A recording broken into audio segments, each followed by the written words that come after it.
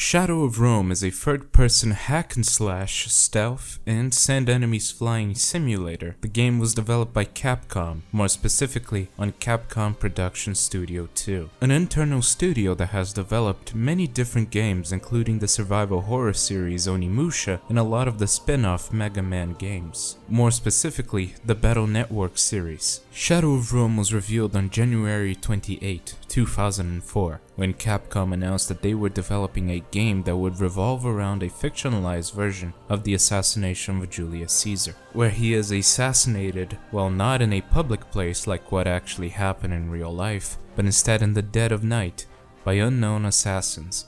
As he says his last words, "Et tu, brute." Et tu, brute. Oh, I'm sorry, it's Brute. The game was created using a more robust version of the Onimusha free game engine, the MT Framework 1.x, an engine that would be much more utilized in the PlayStation 3 and Xbox 360 era, later to be used in games like Lost Planet Extreme Conditions and Dead Rising. With Shadow of Rome, it was a much more prototypical version of the engine, which later would be much more developed in the game Dead Rising. The game was announced and released as an exclusive to the PlayStation 2. Capcom's pitch was that the game involved two parallel stories and two different styles of gameplay, action and stealth.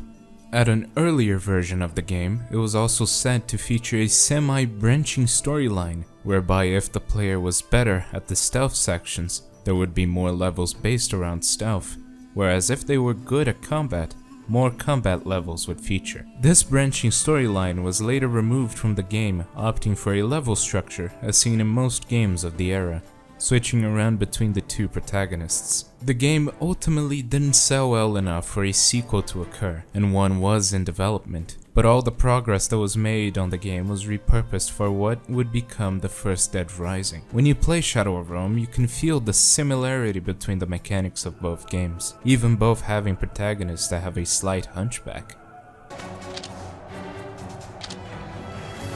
Whoa. Was this game written by baby man Jordan Peterson? The game was mostly well received, scoring mostly 7.5s and 8s, most of the reviews saying that neither the action parts nor the stealth parts are well developed or complex enough.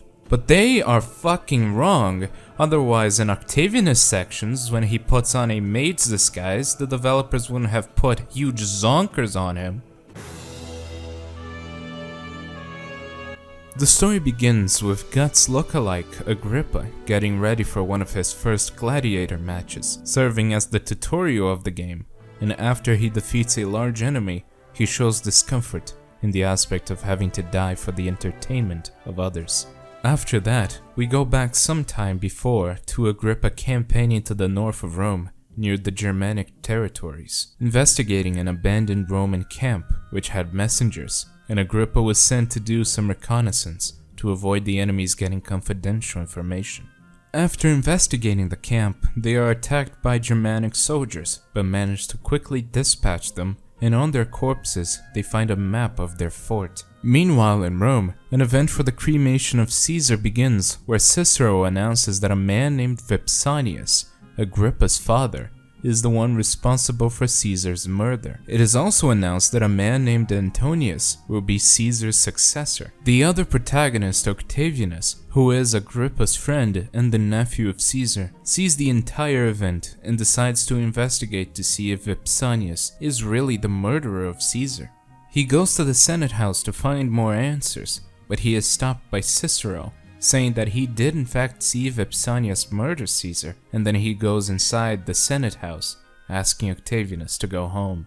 A bit further up the road, he meets with a mysterious man in robes that goes by the name of Panza, an agent that used to work for Caesar. We go back to Agrippa, advancing to the Germanics' fort to rescue the messengers. At first he goes by sneaking, but when he gets found out, the other Roman soldiers storm the fort to help. After some fighting, Agrippa finds one of the messengers locked up, and when he is freed, he tells Agrippa that Julius Caesar was assassinated in the Senate house. But before they can escape, the leader of the fort, a large man named Barca, shows up to kill Agrippa. But Agrippa manages to defeat him and he is captured. Agrippa then decides to return to Rome to find out more about Caesar's assassination. Back with Octavianus, he decides to become Pansa's apprentice so that he can learn the art of stealth to better help Agrippa. So he infiltrates the Senate house to find more information, and he overhears a Senate meeting saying that Vipsanius has been sent to a prison in Syracuse. That's when a man named Macanus enters the meeting with a proposal to postpone Vipsanius' execution in favor to make gladiator games in the name of Caesar, and that the chosen champion becomes the executioner of Vipsanius. They also speak of Agrippa's mother, Vipsania. Wow, both of his parents have pretty much the same name? What a loser. It is decided that she is to be publicly executed. Octavianus waits by the city gates to warn Agrippa of his mother's execution and of his father's accusation. Agrippa gets very angry and runs to help his mother. The execution is being overseen by Antonius's general Decius that had just given permission to kill Vipsania when Agrippa arrives just in time. He manages to defeat the guards, barring him from rescuing his mother, and when he's about to escape with her, Decius throws a sword at her, killing her instantly. Agrippa tries to fight him, but Decius is too strong for him. That's when a carriage that's being driven by a woman named Claudia arrives at the scene to rescue Agrippa and Octavianus. They both hop on the back of the carriage, and Claudia drives off. Once they are far from Rome, they take some time to punch rocks 4 years earlier than Resident Evil 5. When Agrippa calms down, Claudia reveals that they are very close to where Agrippa's father is imprisoned. She's right! It is too risky for both of us to enter together. And Octavianus decides to go ahead of Agrippa to enter the prison stealthily. After getting to the upper floors and throwing down a rope for Agrippa, both of them decide to speak with Vipsanius to find out what really happened. He reveals that he was the one that found the dead body of Julius Caesar, and right after he found it, Cicero entered the room and saw Vipsanius with blood on his hands and accused him right then and there. He also tells them that Caesar's last words were "Et tu, Brute," or "and you too, Brutus." After Vipsanius tells them the truth, the guards sound the alarm and Agrippa fights his way out of the prison, swearing to rescue his father. Both of them reconvene with Claudia to form a plan, as it would be too difficult for Agrippa to return to Rome since he caused a ruckus at the Forum. So she suggests Agrippa become a gladiator, since the champion will be the one to execute Vipsanius. Octavianus is at first against the idea, but Agrippa's determination changes his mind. I think this is as good a time as any to have a spoiler break on the video. So skip to the timestamp on the screen if you don't want to hear spoilers about the story. You know, Agrippa doesn't get to participate much in the story. Mostly he's just in the gladiator games, and most of the story is with Octavianus just sneaking around trying to find stuff. So if you want to see more Agrippa, then I guess just skip. I don't know. But why would you do that? Tell me, why would you do that? But you know, it's your call. I'm not here to dictate what you do with your life. It's your call if you wanna stick around, or if you don't, just skip. But if you don't wanna skip, that'd be greatly appreciated by me, as that helps in the YouTube's stuff. So yeah. If you haven't checked out my first video, then check that out. Code Fear review. It's awesome as well, and I hope you're enjoying this one. Anyway, let's go back to the video. Agrippa goes to speak with Claudia's brother Sextus, since he is one of the recruiters for the gladiator games.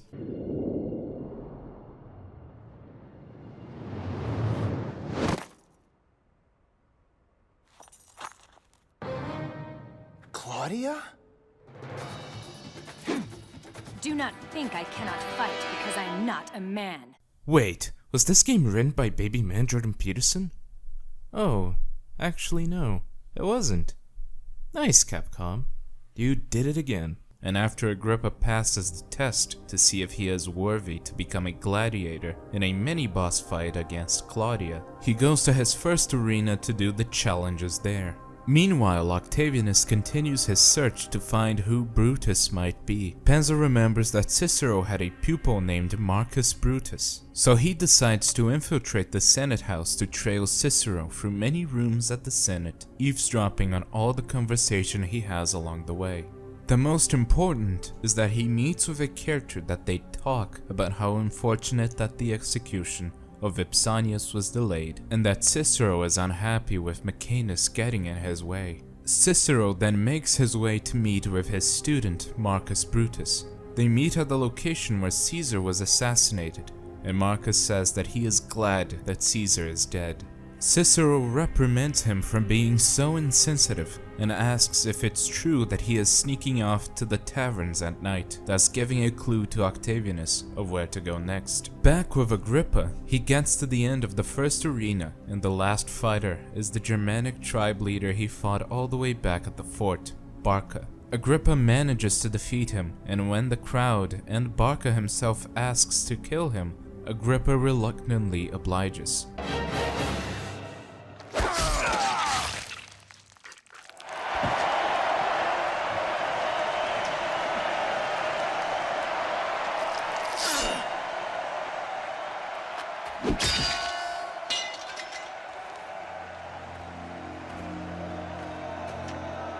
Are you satisfied? I see what you're doing there, game. Back with Octavianus, he finds the tavern that Marcus goes to, and in there he overhears some conversations talking about how the streets nearby have bandits all over, and that Caesar had an illegitimate child. When he reaches Marcus, he storms off the tavern, and a man that was with him follows to a corner on the street where the man says that most of the Senate believe that Vipsanius is actually innocent, and that Marcus should take responsibility. Then they both go to a different place with Octavianus following them. Back with Agrippa, he goes to an arena to the north. That's it for him. Back with Octavianus, after sneaking past some bandits, he finds Cassius' dead body, with a dagger still lodged in him.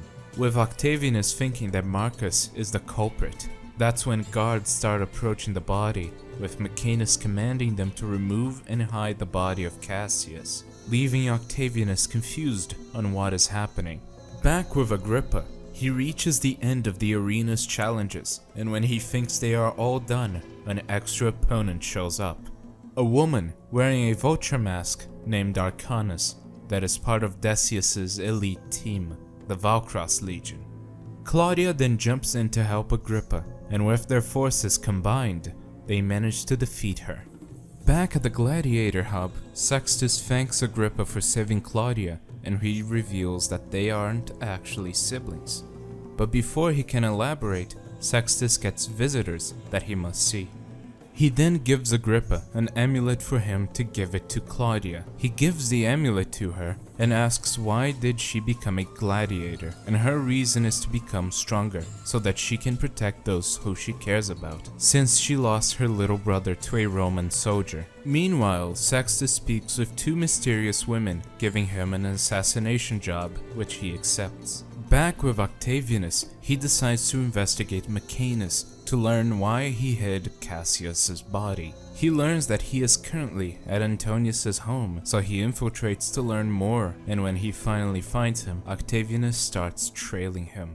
Back with Agrippa, we see Maecenas telling Sextus that there will be chariot races by order of Antonius, and that Agrippa will participate. And so he does.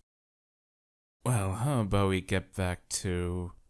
Octavianus manages to get into a private meeting between Antonius and Decius, where it is revealed that Agrippa joining the race was Decius' idea to get his revenge in the name of the Valkros Legion. After that, Octavianus begins trailing Maecenas.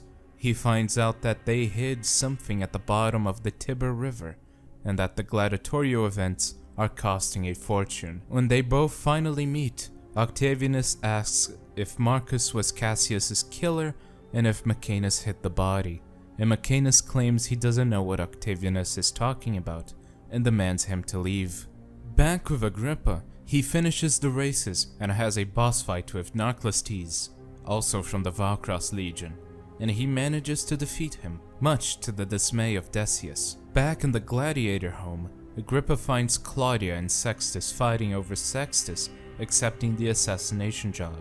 Claudia leaves the room angry, and Agrippa follows her. Claudia reveals that he bought her as his slave because she reminded him of his younger dead sister. Back with Octavianus, he decides to try and find Marcus. To do that, he goes back to the Senate House to speak with Cicero, so he starts infiltrating the building. Back with Agrippa, he continues the gladiatorial games on Africa. Back with Octavianus, he manages to infiltrate successfully, but when he finds Cicero, he is already stabbed in the gut, and with his last words, he tells Octavianus is that Marcus is not the real killer, but he was there in the moment of the assassination.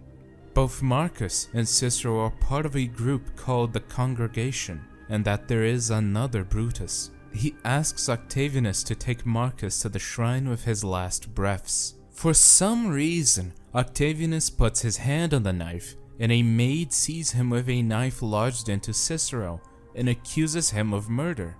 Back with Agrippa, he finishes the Africa arena and fights another of the Valkros Legion, a tiny man named Ascari, riding an elephant. After defeating him, Agrippa then threatens Decius, saying that he is next.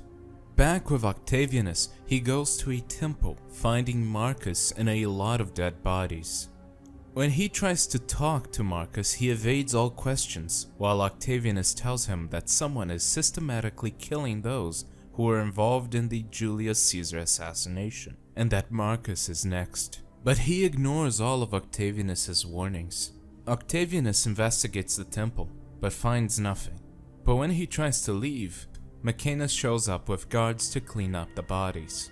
Octavianus asks Maecenas to release Vipsanius, as Octavianus now knows about the congregation, but Maecenas asks for more proof so he can ask Antonius.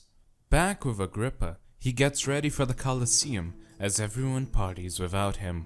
He meets up with Claudia, which she congratulates him and tells him who Sextus really is. He is a pirate that wants to destroy Rome for vengeance because he is the son of Pompeius, and Pompeius was killed by Caesar's troops. And Sextus plans to kill Octavianus. Claudia asks for Agrippa's help to stop Sextus, and he agrees. Back to Octavianus, he speaks with Pansa of where to go next, and he says that Caesar's belongings are hidden in Antonius's home. It may contain some evidence regarding the innocence of Vipsanius. Octavianus manages to infiltrate and find a scroll containing Caesar's opinions on many characters, and also revealing that Decius is the other Brutus. Octavianus then decides to go back to the temple since he overhears two guards say that he went there. Back with Agrippa, he couldn't find Sextus in the gladiator house, and he wonders what he wants with Octavianus. And at that moment, the two girls return to say that their mistress was the one that ordered the assassination of Octavianus, and that no one will be able to stop it. And then they disappear. Claudia leaves to try and find Sextus to stop him. Agrippa then goes to the biggest arena of them all, the Colosseum. At the Colosseum, Antonius says to the crowd that the winner will be the one to execute Vipsanius. Back with Octavianus. Look, I swear this is the last time, okay? On the way there, Sextus ambushes him to attempt to kill him with two large warriors, but Octavianus manages to set them on fire. After his plan fails, Sextus jumps down to try and kill him himself, but Claudia manages to stop him before he goes ahead with the assassination. Octavianus reaches the temple and sees Decius murder Marcus. With his last moments, Marcus says that it was Decius that created the congregation for his own benefits. He then gives Octavianus a scroll that describes the assassination plot of Caesar, and the reason Marcus joined the congregation is because he is the bastard son of Caesar, and he never cared for his son. After leaving the temple, he is once again stopped by Maecenas, and even with Octavianus bringing him the ultimate evidence that Vipsanius is innocent, Maecenas then arrests Octavianus to stop his meddling. Back with Agrippa, now until the end of the game, fucking finally! He gets to the end of the Colosseum's challenges, and the last fight is against Decius himself. After reducing him to half health, the fight gets interrupted by Maecenas saying that Julius Caesar has returned to claim his rightful place. Everyone is in shock with this discovery, especially Decius, since he lets it slip that he was the one that stabbed Caesar. But Maecenas says that wasn't Caesar, that he stabbed a double instead, and he reveals to the crowd that Decius and the congregation are the real murderers, that Decius had killed the rest to hide his guilt, and that Vipsanius is innocent. Maecenas also reveals that the man behind all of this is Antonius. He gave the order to kill Caesar because he was not named his successor, so he influenced Decius to create the congregation to kill Caesar. The ones that revealed this information to him were the two women that work for Cleopatra. Oh, didn't I say before that they work for Cleopatra? Well, who else could the mistress be? Agrippa asks who the real successor is, and Maecenas says it is the man in front, who reveals himself to be Octavianus. So why the fuck was Octavianus dressed in a full Caesar disguise? Just so the people would already call him Caesar? Imagine starting your first day as supreme leader of one of the most powerful and influential countries with a lie. Oh wait. Antonius, in a fit of rage, demands Decius to kill them, but Agrippa protects them and manages to kill Decius, only for Antonius to show up and fight Agrippa. Having won 3 fights in a row with no saves in between, Agrippa talks to his friends about the situation, and Maecenas reveals that the gladiatorial games would be the only way to expose the truth, since that's where everyone would be paying attention. With him having saved his father, he can finally rest. Oh wait, Sextus attacks Rome with an army. Sextus. We're here for Antonius. Do not get in my way, because you will not get away with it. And Antonius escapes. While Agrippa chases Antonius, he is about to get shot with an arrow, so Vipsanius dives in front of his son. Vipsanius tells him not to worry, and so Agrippa goes to chase Antonius again. In the middle of the way, he meets up with Claudia, and both are stopped again by the 2 girls, saying that they can't let them pass, since Antonius needs to escape. So there is a boss fight with 2 warriors named Zeto and Ghetto. After they are defeated, Agrippa and Claudia make their way to the harbor, and after making it to the pier, they find Sextus. Claudia tries to change his mind, but he punches her in the gut. Whoa, was this game written by baby man Jordan Peterson? Leaving Agrippa to fight him. After defeating him, it shows a flashback of him meeting Claudia as a child, before a tower falls on top of him. Then Agrippa and Octavianus hop on a ship after Antonius. Meanwhile, a battle is happening. And after making his way to Antonius' ship, both of them fight in the last boss fight of the game. After a hard fight, Antonius is defeated, and both Agrippa and Octavianus return to Rome to much applause. We see Claudia putting flowers on Sextus' grave, with both Agrippa and Octavianus there for her. They all say their goodbyes, and Octavianus says that he will fulfill Caesar's dream of the Pax Romana, or Roman peace. And that brings us to the end of the game. There is also a post-credits audio saying that Cleopatra would become more involved in a sequel, but that never happened, and probably never will. But who fucking knows, they're bringing Onimusha back. The story of this game is complex and simple at the same time, because it's pretty much the same story as it happened in real life, with changes here and there. But what's different doesn't feel too significant. It's more of a remix of what happened than a what if, like let's say Wolfenstein or The Man in the High Castle. The whole reason for the change was to make it more of a mystery, but it's only a mystery if you don't know the details. Characters do things for the sake of making it more interesting, but in the end you'll just be scratching your head wondering why the hell would they go through all the trouble to just do something they could have easily done by justifying themselves to the other person. If you are intending to play the game for the story, just note that it's better if you don't know, or at least know the basics of Roman history. But it can still be quite messy, unlike the gameplay. Speaking of which, the gameplay is divided into two parts, combat and stealth. With combat, you play as Agrippa, and is the most well-developed part of the game, with a wide array of combos and a lot of different systems to keep it interesting, making you strategize on the fly. Things like the salvo list, encouraging you to mix up the combat and do more risky maneuvers. Mechanics like weapon durability, which in the beginning can be difficult to overcome, but just like the rest of the game, you get better at it. You get better at the game and overcome the challenges that it throws at you. The game has a really good variety in the gladiator arenas, each bringing a fresh twist to the levels.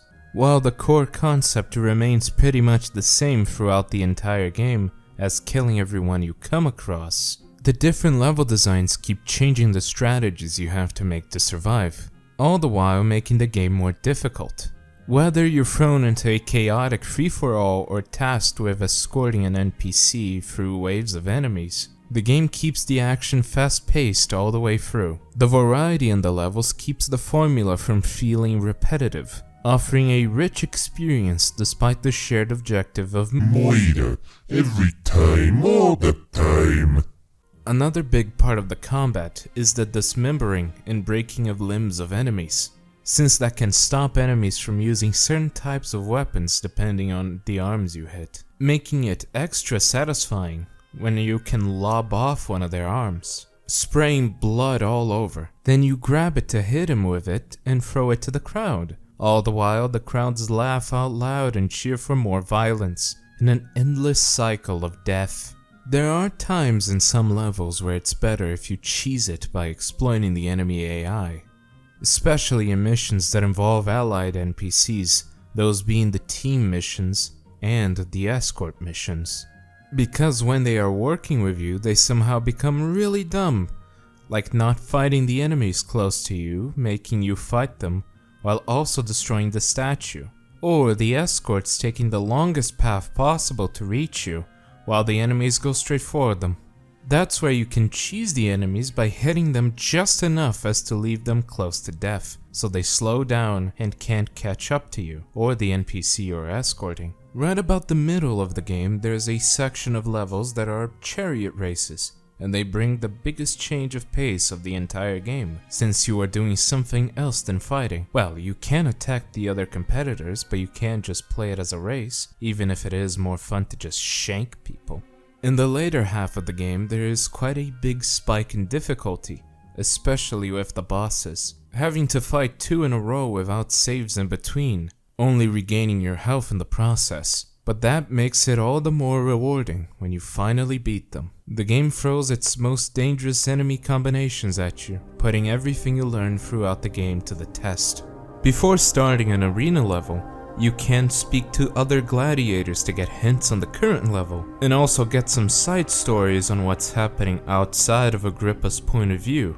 And whenever you are on the gladiator base, you can speak to the other gladiators to hear their stories, like as if you were a battle brother, because you kind of are. The other part of this game is stealth. With it, you play as Octavianus, infiltrating places, and I'd say it is mostly well done. Kind of like a more basic version of Hitman, with you being able to get disguises and having to avoid the suspicion of the enemies. You are also able to grab objects, some of which you can throw to distract enemies, and others to hit them with it, knocking them out until a guard finds them and wakes them up. I can recall that there is only one part that you have to call attention to yourself, so you can blow dust in a guard's face and hit him with a jug from behind to get through a door. But you have to be careful since only one hit is enough to kill you, and if the enemies spot you, they will start chasing after you. which you can easily hide and wait for the alert to die off so you can continue on with the mission. There isn't much variety to stealth. You essentially hide in places until you get a chance to move forward. Maybe even grabbing an item, like a wine jug, and bonking it over an enemy's head to knock them out, or throwing an apple at a horse so it runs over 3 guards. Another aspect of Octavianus' gameplay is that there are coins scattered around the environment, which you pick them up, so that when you are on the overworld map and go to the optional market, that you never really need to go there for the main story. And in there you can buy cosmetic items, which you can see in a small hideout, having a much greater effect on New Game Plus. Things like carpets, swords, all for cosmetic stuff, except the rats. The rats are special. You can pick them up and yeet them. Octavianus does essentially get to see the twists and turns of the story, while Agrippa just fights in the arena for the entire game, with story snippets here and there. He's the one that gets involved in the whole mystery. The part that clearly got the most polish and attention was Agrippa, with the gladiator arenas, and that was the part that got the most used in Dead Rising, with that game essentially having no stealth, and in both games focusing and dismembering enemies swiftly, and killing the mobs to focus on big enemies. In both games, a clear focus was on the satisfying sounds that everything makes. Speaking of which, the game looks very good for the time, and I'd say it has aged really well on account of having a very distinct, cartoonish style, while still being somewhat grounded in realism, with the most cartoonish part being the character designs. Character expressions is one part of the game that hasn't aged very well, as they can pull some strange faces in conversations. Like, something serious and depressing might be happening, but they are going to have a smirk on their face in the worst of situations, making the situation more funny than it was supposed to be. Like, what are you smiling about, dude? Your family, dead. Your friends, dead. The person right in front of you, still alive. You got me there, dude.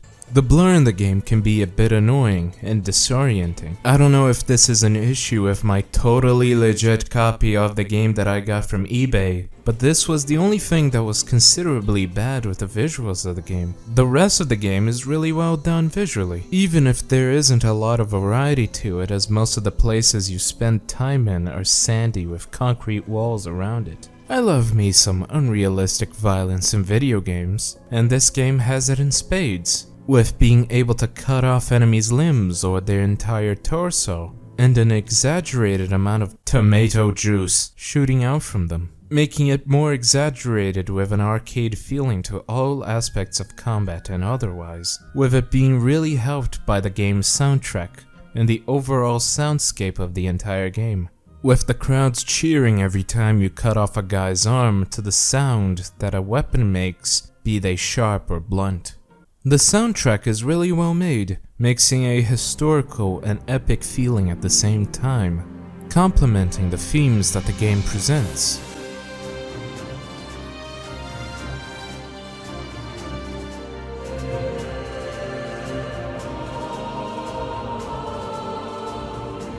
The action music also sounds really good, bringing excitement and adrenaline to all things surrounding it.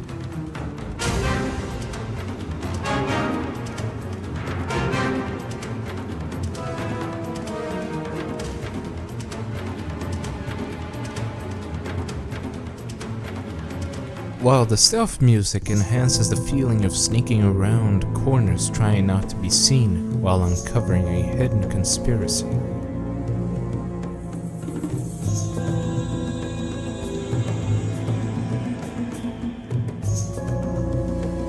Another thing that is also really good is the voice acting, with many of the performers still in the industry to this day and getting many prolific roles. Their pedigree really shows in the game, as it is really good. It has that charming feeling of a Japanese PS2 game. where every line said doesn't sound realistic, but they are excited about everything. Like an anime, for example. All of this to make a rough environment so you can cut people apart and sneak about in places you shouldn't be, making the game have a conclusive satisfaction. Speaking of conclusions,